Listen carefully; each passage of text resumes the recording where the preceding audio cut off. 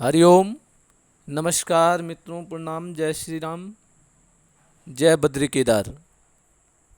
मित्रों, एक बार पुनः आपका स्वागत करता हूँ श्री शिव शक्ति आध्यात्मिक विचार पर, जहाँ पर कि मैं आपको ज्योतिष से संबंधित, आध्यात्म से संबंधित छोटी छोटी जानकारियाँ और विशेष जानकारियाँ प्रस्तुत करता हूँ। इसी कड़ी में जो आज का जो विषय है वो है धन योग के बारे में। धन का योग कब किसी भी मनुष्य के जीवन में बनता है, कैसे धन योग बनता है, उसके लिए कैसे ग्रह चाहिए, कैसे ग्रहों की युति चाहिए, इसके बारे में आज मैं चर्चा करूंगा, आपको बताऊंगा। वीडियो प्रारंभ करने से पहले आपसे निवेदन, चैनल को सब्सक्राइब जरूर करें, वीडियो को पूरा देखें, शेयर करें, लाइक करें और कमेंट भी करें। तो मित्रों, आओ चर्चा करेंगे धन योग के बारे में। धन योग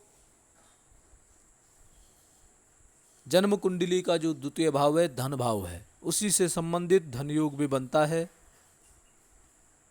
मित्रों, जब जन्म कुंडली में लग्नेश और धनेश, अब जहाँ पे मैंने लग्न लिखा हुआ है वहाँ पे कौन सा ग्रह है या कौन सा अंक वहाँ पे लिखा हुआ है,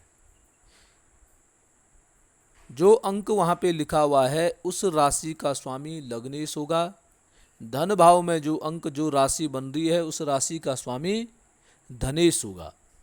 तो मित्रों, जब लग्नेश और धनेश दोनों के दोनों द्वितीय भाव में स्थित होते हैं, लग्नेश भी और धनेश भी दोनों के दोनों धन भाव में अर्थात द्वितीय भाव में स्थित हैं, तो धन के योग बनते हैं। ऐसे व्यक्ति के पास कहीं न कहीं से धन की आपूर्ति होती है, अर्थात उसके पास धन होता है। दूसरा है कि धन भाव में शुभ ग्रह बैठा हुआ हो, अर्थात ये द्वितीय जो भाव है जहाँ पे मैंने धन लिखा है वहाँ पे कोई शुभ ग्रह बैठा हुआ है, तब भी धन प्राप्ति के योग बनते हैं। और तीसरा है कि दूसरे भाव पर शुभ ग्रह की दृष्टि हो। इस जहाँ पे दो लिखा है मैंने, धन भाव जहाँ पे लिखा हुआ है उस भाव पर शुभ ग्रहों की दृष्टि होनी चाहिए, शुभ ग्रह इस भाव को देख रहे हों, तब भी धन की प्राप्ति होती है। और अगला है बृहस्पति त्रिकोण में स्थित हों। बृहस्पति ग्रह है त्रिकोण भाव में, पंचम नवम भाव या त्रिकोण भाव में जब बृहस्पति ग्रह स्थित होता है फिर भी धन के योग बनते हैं। अगला एक योग भी ये भी है कि द्वितीय भाव का स्वामी, दूसरे भाव का स्वामी जब उच्च का होकर के, उच्च राशि में होकर के और केंद्र में बैठा हो, केंद्र हो गए 1 4 7 10, इन चारों किसी भी केंद्र में बैठा हुआ हो, तब भी धन के योग प्राप्त होते हैं। अगला एक ये भी योग बनता है कि धनेश व लाभेश। धनेश हो गया द्वितीय भाव का स्वामी, लाभेश हो गया 11वें भाव का स्वामी। वे दोनों के दोनों ग्रह अपने या अपनी मित्र राशि में विराजमान हों, तब भी मित्रों धन के योग बनते हैं। अगला है चंद्र मंगल दोनों के साथ केंद्र व त्रिकोण में हों। कौन? धनेश।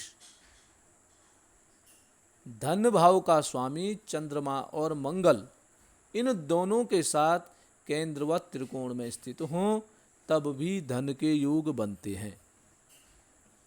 अगला एक ये भी बनता है कि लग्नेश, धनेश व लाभेश इनका आपस में अच्छा संबंध हो। लग्नेश लगन भाव का स्वामी, धनेश धन भाव का स्वामी और लाभेश लाभ भाव का स्वामी। अर्थात प्रथम, द्वितीय और 11वें भाव का जो स्वामी आपस में तीनों के दोनों परस्पर शुभ संबंध रखते हों, अर्थात इन दोनों की शुभ दृष्टि आपस में हो, और साथ साथ में बृहस्पति ग्रह लाभ भाव में बैठा हुआ हो, तब भी मित्रों धन के योग बनते हैं। और एक अगला योग ये भी होता है कि देव गुरु बृहस्पति की पूर्ण दृष्टि बुध ग्रह पर हो।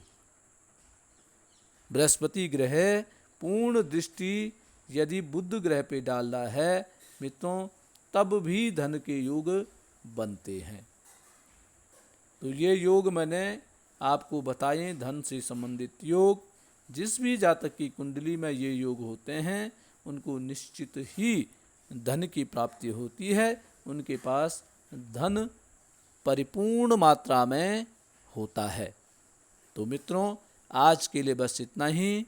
कल पुनः किसी नए विषय के साथ आपके सामने प्रस्तुत होऊंगा। तब तक के लिए नमस्कार, प्रणाम, जय श्री राम, जय बद्री केदार।